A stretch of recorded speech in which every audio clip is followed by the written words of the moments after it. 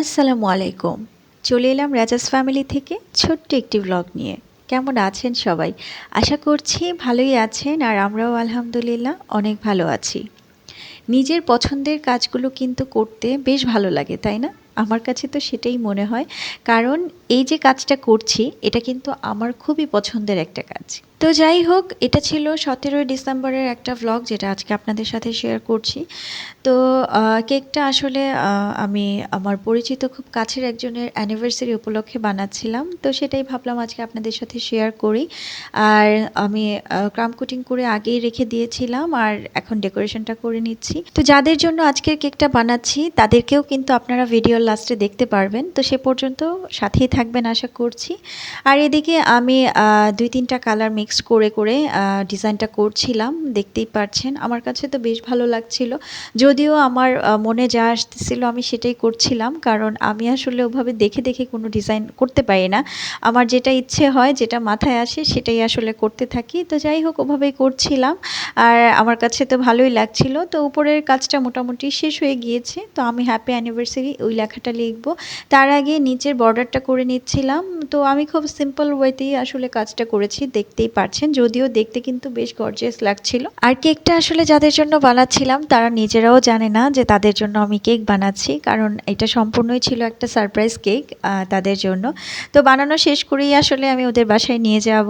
তো সেজন্য খুব তাড়াহুড়া করেই কাজটা করছিলাম। আর এদিকে কিন্তু এখন আমার কেকটা পুরোপুরি কমপ্লিট হয়ে গিয়েছে, দেখতেই পারছেন। আমার কাছে তো বেশ ভালো লাগছিল, মাশাআল্লাহ। এখন তাহলে চলেন যাদের জন্য আমার আজকে কেকটা বানিয়েছি তাদের বাসায় যাই।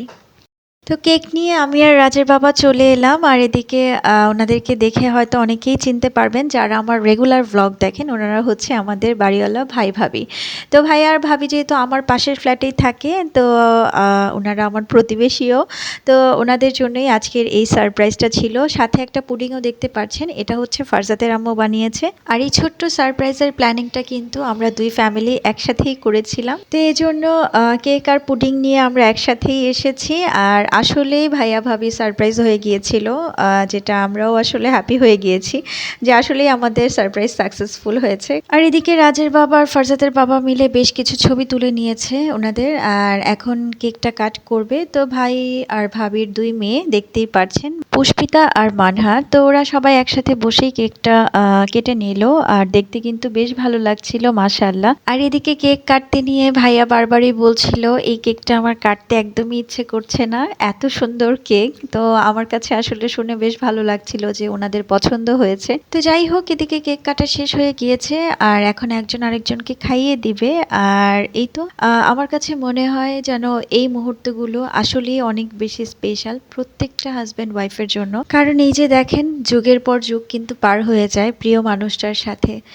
আর এ এক অন্যরকম ভালো লাগা, অন্যরকম শান্তি, যেটা আসলে ভাষায় প্রকাশ করার মতো না। তো ভাইয়া ভাবির কিন্তু 23 বছর হয়ে গিয়েছে আলহামদুলিল্লাহ। সবাই ওনাদের জন্য দোয়া করবেন, ওনারা যাতে আরও অনেক বছর একসাথে থাকতে পারে, আল্লাহ যাতে ওনাদেরকে ভালো রাখে, সুস্থ রাখে। যদিও ভাবির শরীরটা একটু অসুস্থ, তো সবাই দোয়া করবেন ভাবিও যাতে সুস্থ হয়ে যায় তাড়াতাড়ি। আর এদিকে কিন্তু এখন পুডিংটাও কেটে নেওয়া হচ্ছে, দেখতেই পারছেন। আর পুডিংটা কিন্তু মাশাআল্লাহ বেশ সুন্দর হয়েছে, আমার কাছে তো খুব ভালো লেগেছে দেখতে। তো এই ছিল আমার আজকের ছোট্ট একটা ভ্লগ। সবাই ভালো থাকবেন, আমাদের জন্য দোয়া করবেন। আল্লাহ হাফেজ।